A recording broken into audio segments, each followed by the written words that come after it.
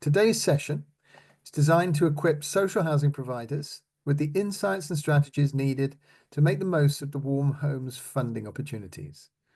We'll be covering insights from the earlier funding waves 1, 2.1, 2.2, presenting both challenges and best practices for effective retrofit planning and delivery from inception through to completion.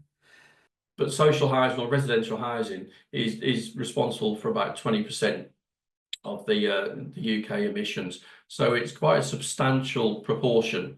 And social housing within that is again quite a significant proportion of that. So it's quite a sizable task for our members to tackle and improve their stock and the the energy ratings, etc. The government was wildly kind of low on their estimate per property. The costs are coming in significantly more than that, but that's on the basis of once surveys have been undertaken and we know the true works that are required for the building. And then we've already said it's estimated between 100 and 250 billion just for the social housing sector. But incorrect EPC information, asset information, is quite an issue still.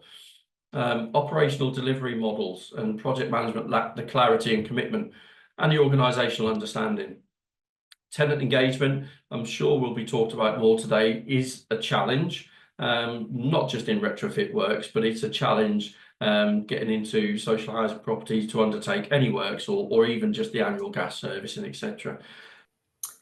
So there are two routes for funding: Challenge Fund route and the Strategic Partnership. The delivery timescales are pretty much the same with both of them. So they'll both run until September 2028, and but the grant funding will need to be spent by that March 2028 deadline. They'll both start from April next year. So I don't think you'll get much funding in advance of April, but hopefully it'll be some funding will be issued before the end of the financial year.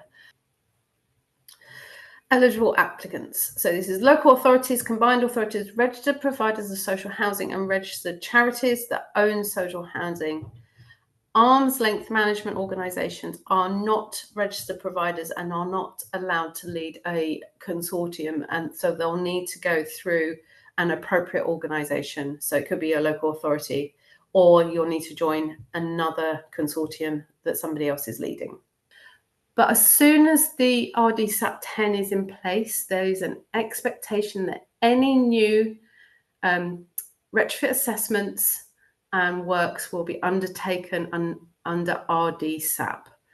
So that's just a kind of key thing to remember. Once that's landed back to your team, it's then, okay, well, how are we going to deliver this? We need a contractor. So that's either looking at your plan maintenance contractor and going, okay, here you go, you need to deliver this. Or maybe going through a lengthy tender exercise. And once they get going, rushing through those assessments, so you might see some properties that you thought were Ds, but actually came back as Cs. And as you're sort of progressing through the project, you realise there's a big mismatch there between the data or what you thought you set out to do and what you can do. But you've also now got a limited sort of window to work with. So again, you see that rush again where you're trying to complete your project on time, and you might not be installing measures that are best suited for that property, just measures you can get done on time in order to finish. And for obvious reasons, we want to sort of break out of that cycle.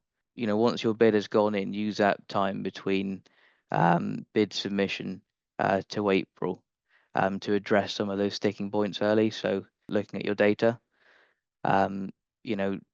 how was your modelling done? How can you make that more accurate? Are there missing EPCs?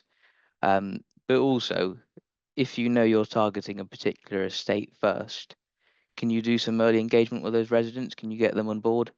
Can you see if any of them have any apprehensions to what you're looking to do? Can you address that with them? Or if there's any sort of internal approvals you're looking to get, can you get those in place now? What are the challenges you're going to face? So just in peeling a few layers here. So firstly, the number of properties that are below an EPCC, so another data exercise there. But additionally, you might have some heritage properties or properties that might require planning.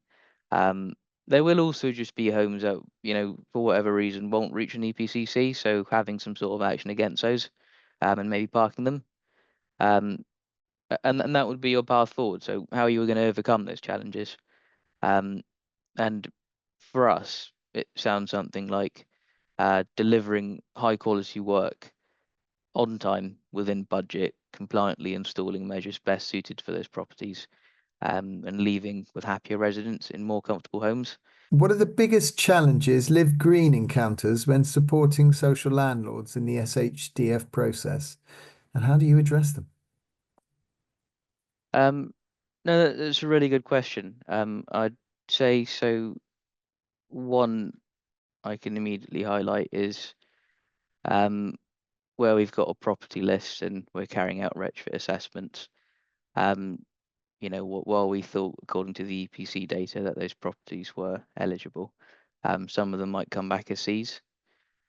So what we've done internally to address that is, rather than looking at the retrofit assessment at face value, is plug that into our full design SAP software, go through that assessment in detail and start to sort of work out some of those assumptions, and get a true picture of where that property sits. So, that might mean, it drops at a few SAP points and it's now eligible, or actually, no, it is an EPCC, so we need to switch out that property.